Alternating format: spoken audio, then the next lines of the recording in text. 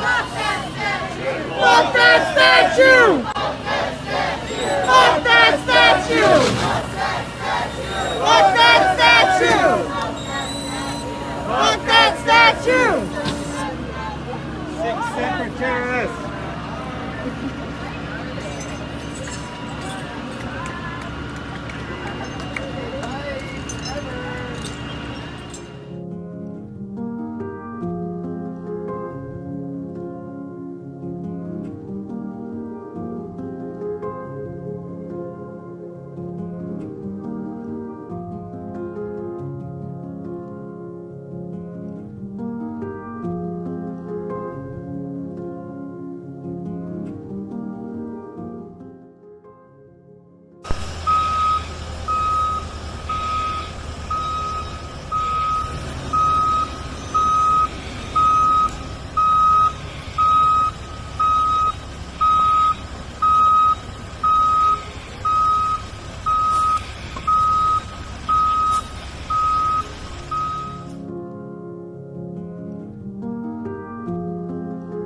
Taken down one of the nation's largest Confederate monuments.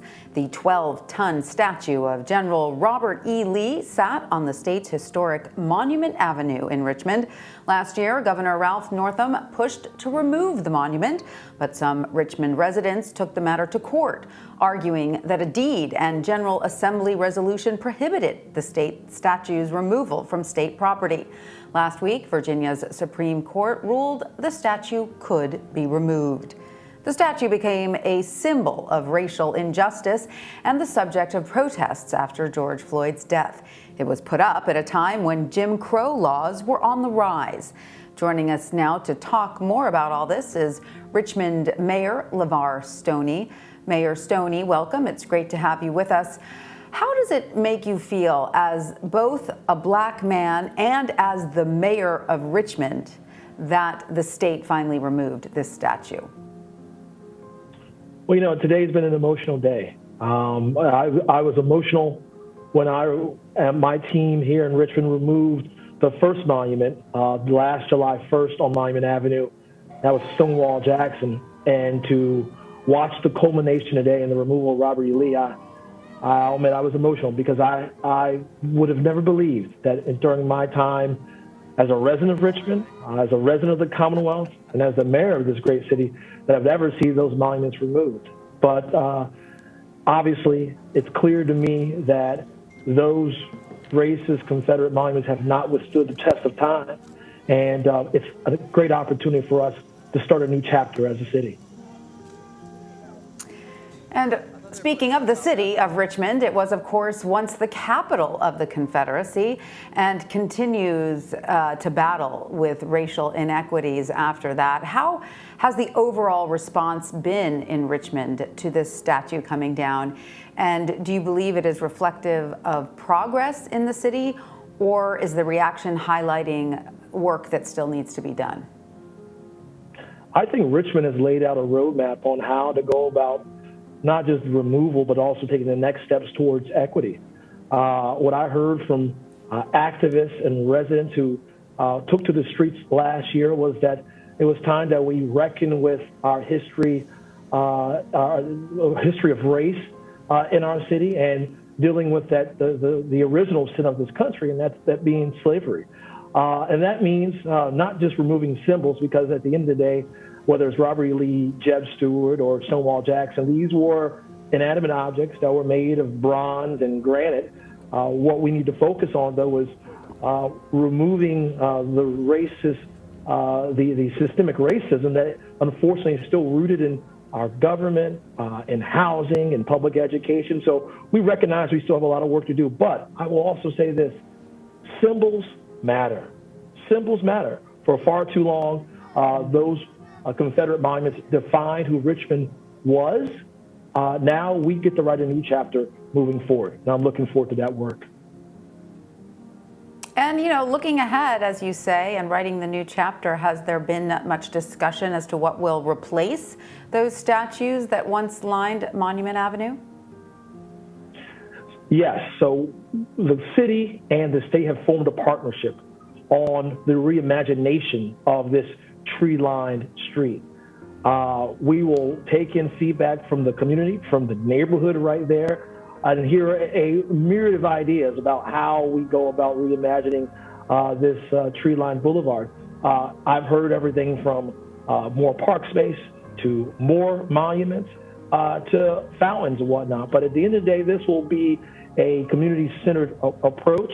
And what I do know, though, is that the next steps for that boulevard will be focused and centered in equity and justice, inclusivity, which for far too long, that area right there, Monument Avenue, has been the center for exclusion instead of inclusion.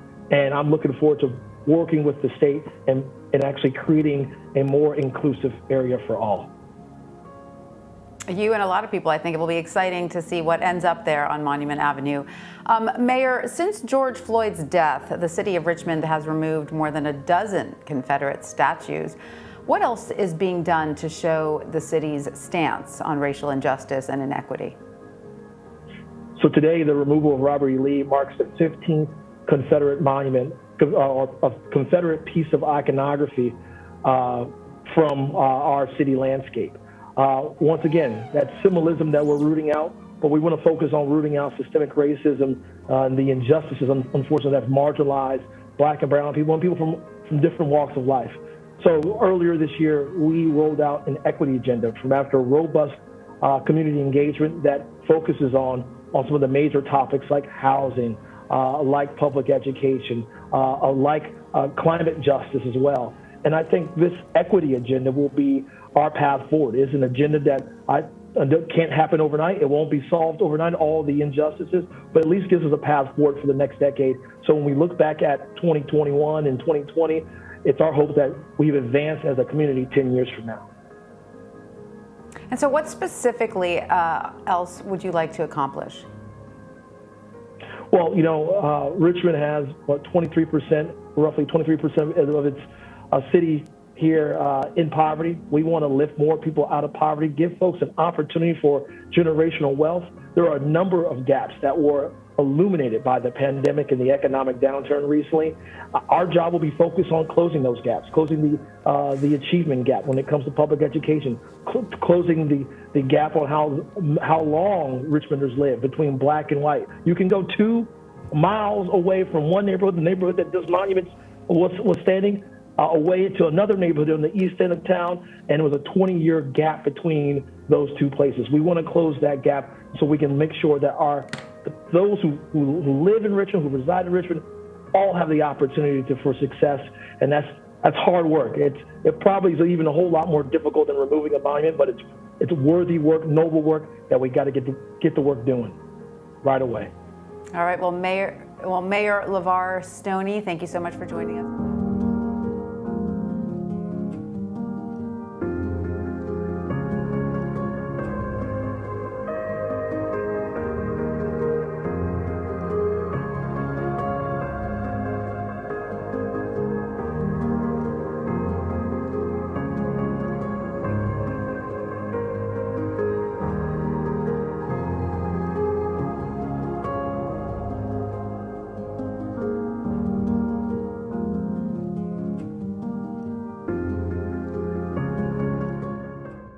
Confederate monuments were spray painted with words like Black Lives Matter and Love, Not Hate. Protesters chanted in front of the Jeb Stuart and Robert E. Lee statue today.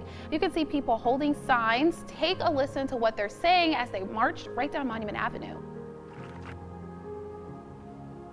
Silence is complicity! Silence is complicity! Silence is complicity!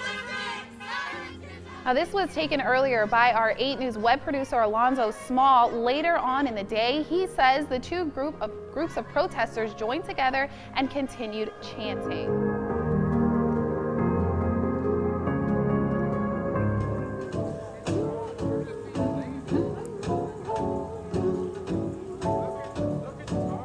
I know, got news for you, I already know. Jonathan Livingston Seagull ain't got nothing on me.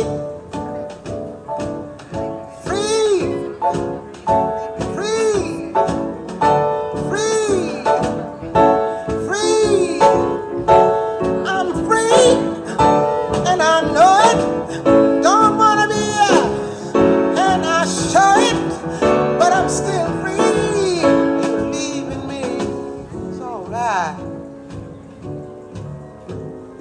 let's sing,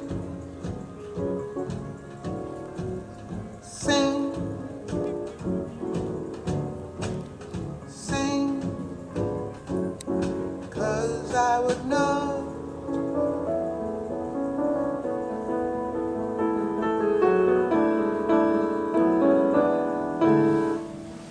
I already know.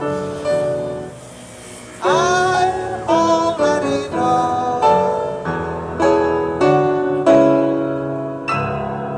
I found out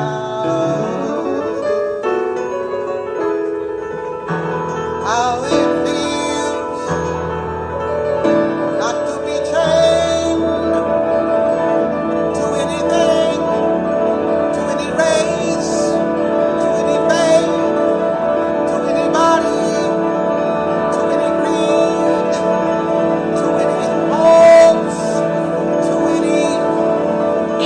I know how it feels to be free.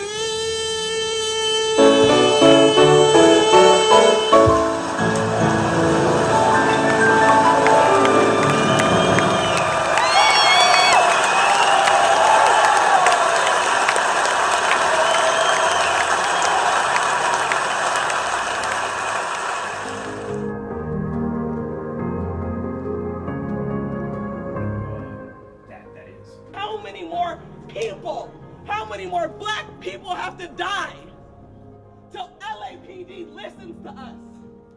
If we don't get no justice, then you don't get no peace. Black Lives Matter, the hashtag, like we were just out there like organizing folks. We did not have money. Mental health, whatever affordable housing. I know there's only a single sector of our society to combat the systemic racism.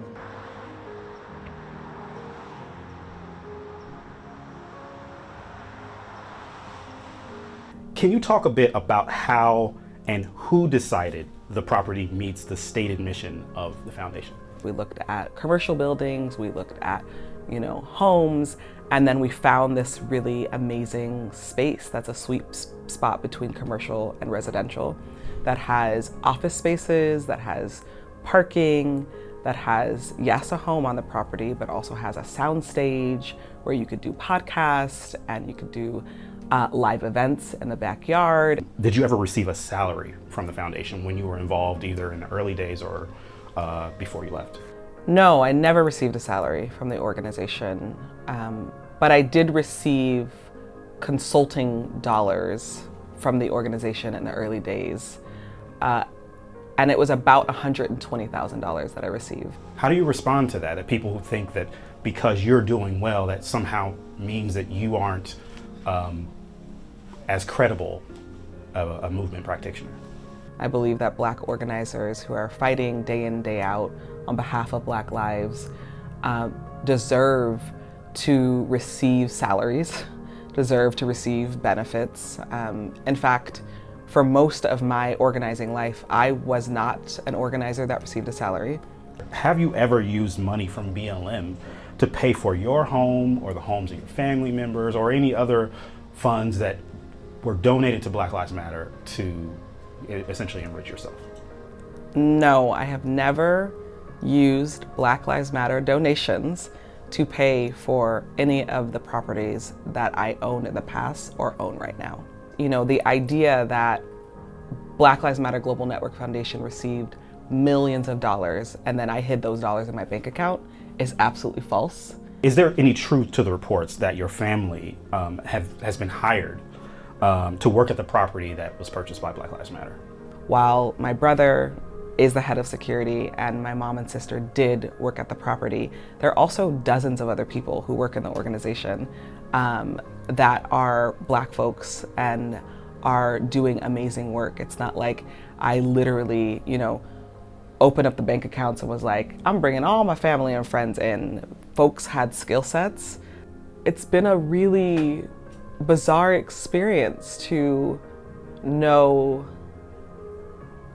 the truth and to have false and misinformation be spread about me, especially around my own personal resources that I've worked my ass off to attain. We should have understood that, oh yeah, you know, we're saying we're eradicating white supremacy and we're getting millions of dollars to do it. And of course we're gonna get attacked. What's your wish for whatever Black Lives Matter continues to be in the future? I have so many wishes for our larger movement. I have the wish for it to truly abolish the police and prison state. I have the wish for our movement leaders and people inside of our movement to be treated with care and dignity and love and respect. I have the wish that Black families who've been impacted by police violence get everything they deserve. BLM is not a burden. It's also not a blessing. It's something else. It's a promise. It's a call to action. It's something that is a sacred duty.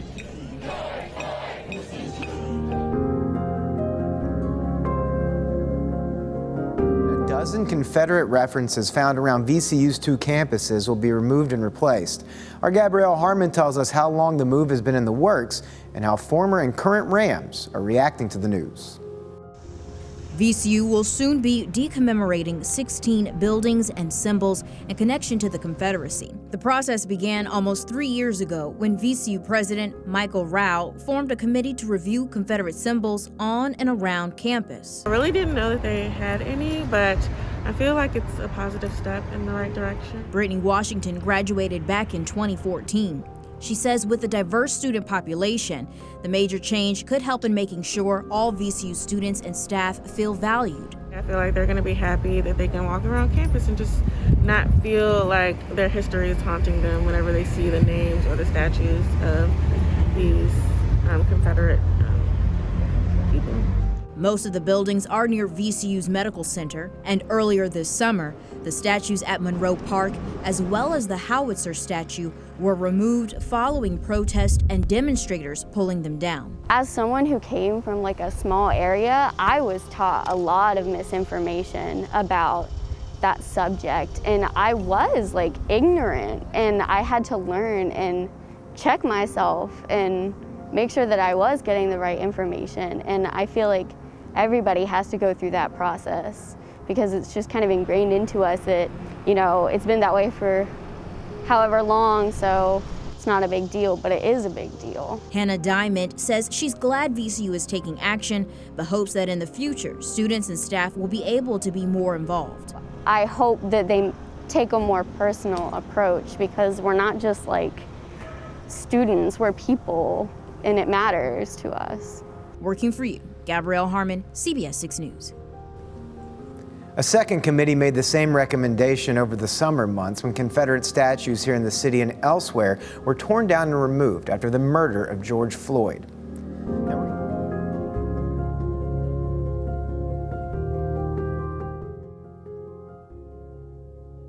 Richmond's Confederate monuments, when several contractors were afraid to touch it. And now the historic avenue only has one monument left, and that, of course, would be Arthur Ashe. And in his first television interview, Henry speaks candidly with our Anthony Antoine, giving us the behind-the-scenes look at what happened.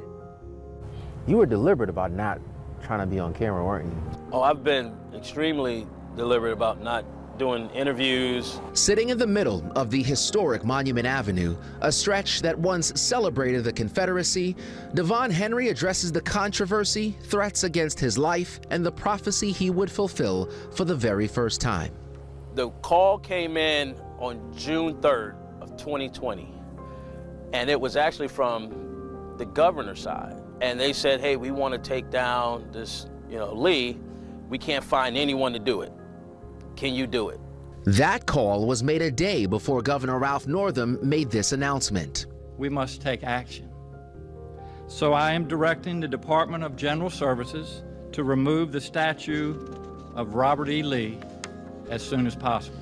Removing the Robert E. Lee statue came with opposing views. As Henry attempted to assemble a team, he would learn that truth firsthand. Everyone said, hell no, Devon, I'm not touching that. No way are we supporting you. No way are we helping you. And these were people that we worked with for years. It was a sign of what's to come, and an unexpected pause on one project would ultimately lead to several others. And the next thing you know, we get a call, there's an injunction, so we had to stop everything. Lee would be caught up in a legal battle that lasted more than a year, but that was not the case for the rest of the Confederate statues found all across the River City. Today, I order the immediate removal of Confederate monuments from their pedestals. And with that, the city was moving forward with its own removal strategy, but needed a contractor to get it done. And so they were doing the same exercise, making all these calls, and everybody was telling them no.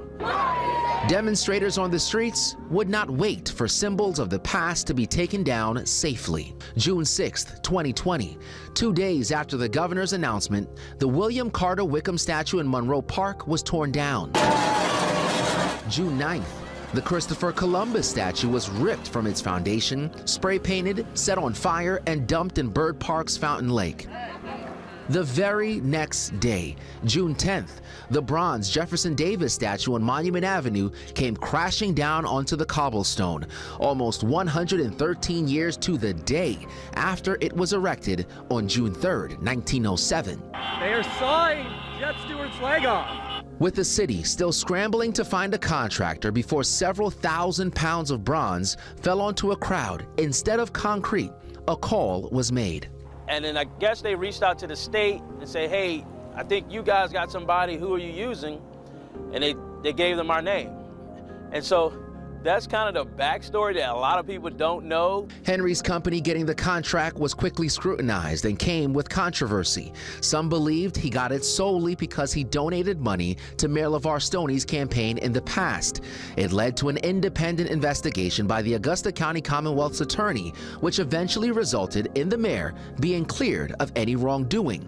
The investigation also showed the administration reached out to several contractors, but they, quote, declined because they personally felt it was the wrong call or they did not want their company associated with the risk of the removal, end quote. Because everybody thinks that I just got this call and it was, here, take this contract, and it was absolutely not the case. So I'm glad that they went through the process of folks telling them no, folks not having the willingness to get involved, and then coming to us and we saying, yeah, we'll do it. Did you ever consider not taking this job? Yeah. First and foremost, it was the safety component, not just for me, but my team. They have a family, as well as my family, right? You think about in New Orleans where, you know, the contractor had his car blown up, right? You think about what happened in Charlottesville. There's a lot of emotion around these statues on both sides. Any of those fears realized? Some things I don't talk about, but there were a ton of threats, right? FBI involved, going to people's house. My daughter was going outside and a car was at the end of the driveway, and she just refused to go outside. Like, she didn't want to go outside anymore. They definitely tried to rattle us. They definitely tried to use bully tactics and all this other craziness to prevent this from happening. And for a businessman who invested his life savings 15 years ago to become an entrepreneur, the financial implications were front and center. I sacrificed my core work, my core business. Folks told me they were never going to work with us again. Folks said, Devon, if you do this, this is not going to be favorable for you. The names of the contractors who worked with him will not be named in this story, but Henry says his decision to move forward was deeply rooted in the understanding that this responsibility was bigger than him. July 1, 2020 was the day. It was this one. It was Stonewall Jackson. And coming up at 6 p.m., we take a closer look at Henry's upbringing and why he says that it prepared him for that very moment. He then takes us through the removal of the monuments and reveals a detail that you've never heard before. Accurate.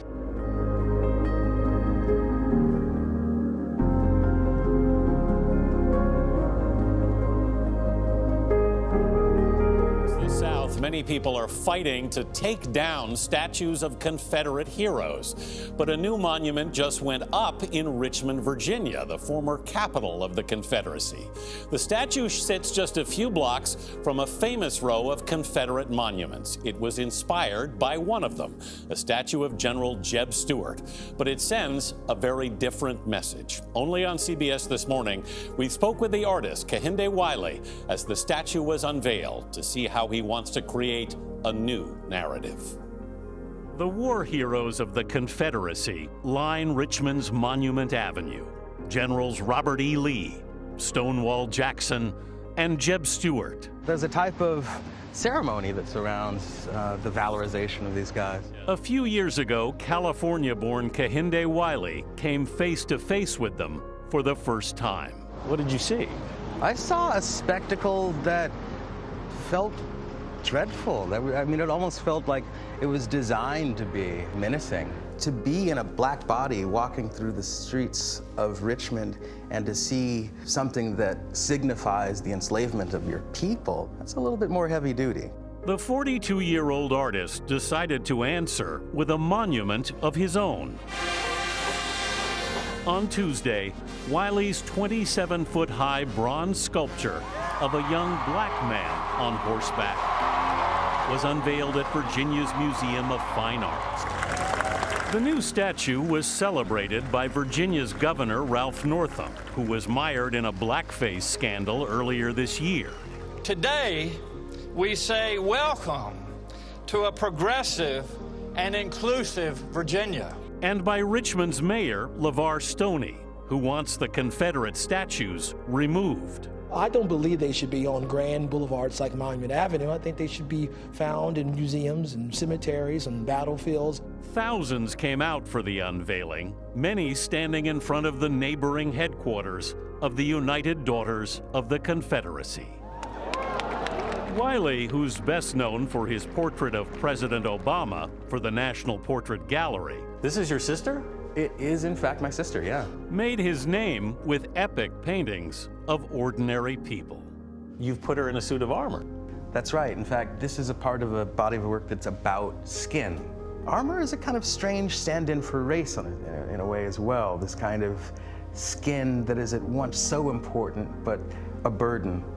He's also used the horse in his earlier work. What drew you to that imagery? My work is all about power. It's about the negotiation of power, the depiction of it, those who have it, those who don't. Rumors of War, as his new sculpture is called, made its debut this fall in New York's Times Square. I wanted it to be at the center of a global conversation. And when you think about America in lights, it's Times Square. It's where the world comes to see America. Who is this man? Well, he's anyone and no one. I think it meant a lot to me to be able to say that in the 21st century, we as a society can say yes to a monument to a young black man in a hoodie. Then last week, it was disassembled and loaded onto flatbeds for the trip to Richmond to take its permanent place near the Confederate monuments. You want your statue to be speaking back to those statues? I want my statue to be speaking back to the people looking at those statues. So you don't think those statues should be taken down? I think that the best thing to do is to respond to them with more statues. Disappearance is not what I'm asking for, nor is it keeping sculptures in city centers to horrify people. What I'm saying is the answer to negative speech is more speech, positive speech. It makes sense to have something exist on a monumental level because this is a monument.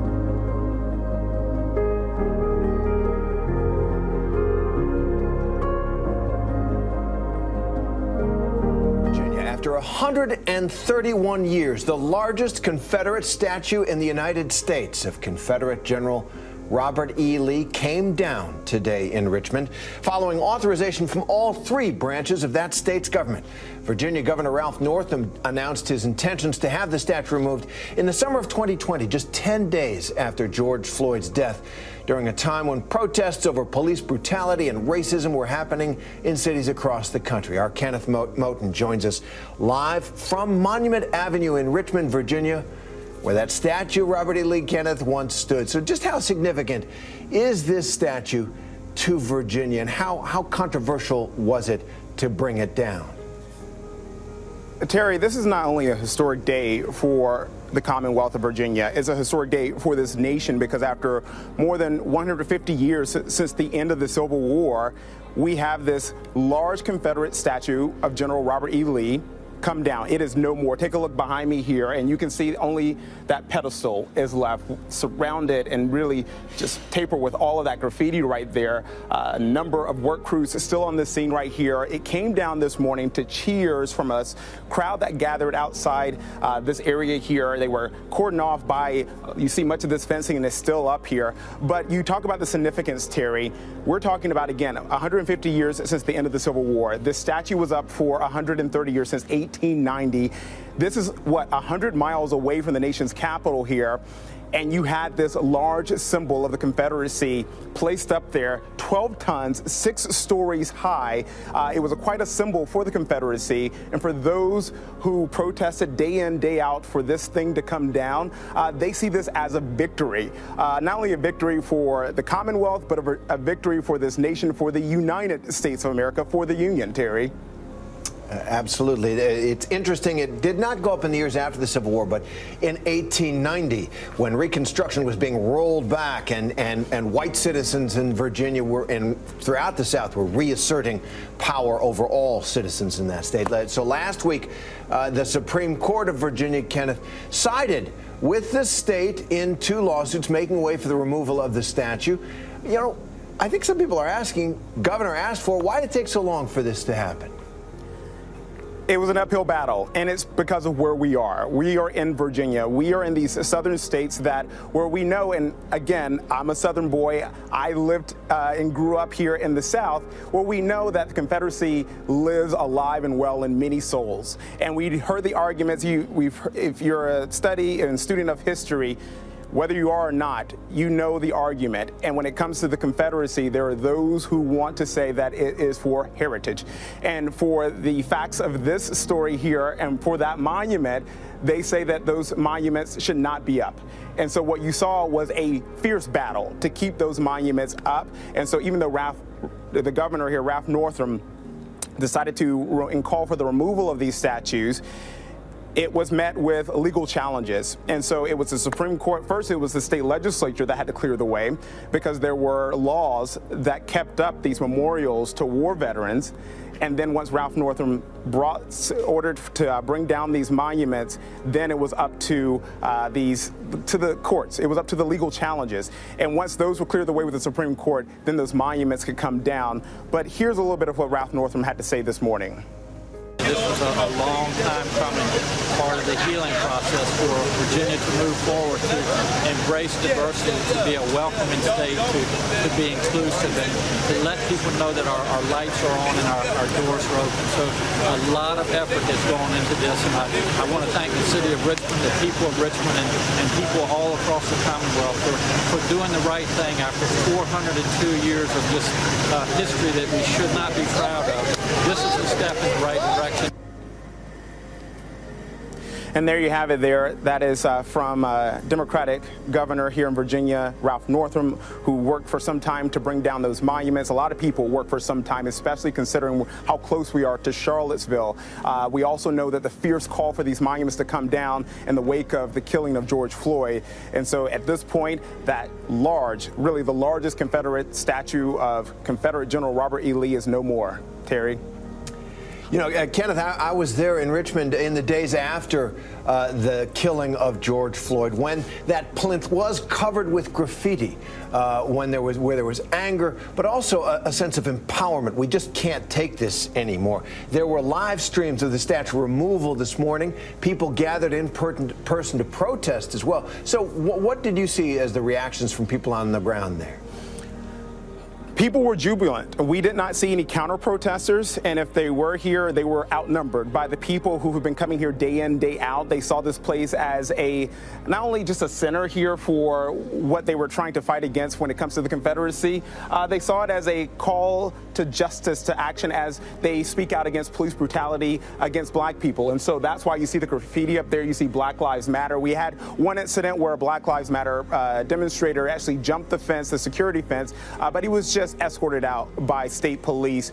There were no arrests that we know of, and no other major incidents or even minor incidents at this point. But again, we saw the fencing up because people wanted to come out. We saw a trickling of folks throughout the day here when they took this. They didn't give us the exact timing for this, maybe for security reasons, but once they hoisted that monument down, there were quite a bit of cheers happening in this area because finally what so many people worked so hard to see finally happened. And, in many ways, Virginia, the heart of the Confederacy, Richmond, the capital of the Confederacy, at least until the end of the war. And there are Confederate monuments all over the state of Virginia and so many other states. We remember the Robert E. Lee statue in Charlottesville, Virginia, that sparked that wave of protests, and one peaceful protester was killed that day. So, does this have momentum, do you think? We hear some resistance, but your observation, your reporting that a lot of people didn't come out to protest, maybe this fight is over. Do you think the impact of this removal of this statue might have a kind of momentum for other statues going forward? It's very possible, Terry. We know that there was a lot of effort that went into bringing down this statue, the largest Confederate statue of General Robert E. Lee. But as you mentioned, there are monuments, there are symbols to the Confederacy throughout the South. In fact, when I was on my way down here from D.C., I stopped to get some lunch. The roadway I took, the exit I took was for Jefferson Davis Highway. So it is woven through the fabric of these states and through the southern states here. And so while, yes, in some of the major cities, we see these monuments coming down, they are still very prevalent throughout the squares, the courts, the town centers of many small communities throughout the South. And most likely they're not going anywhere anytime soon, Terry. All right, a remarkable day about history. And a historic day today, too, in the history of our country. Kenneth Moten there in Richmond, Virginia for us. Thanks very much.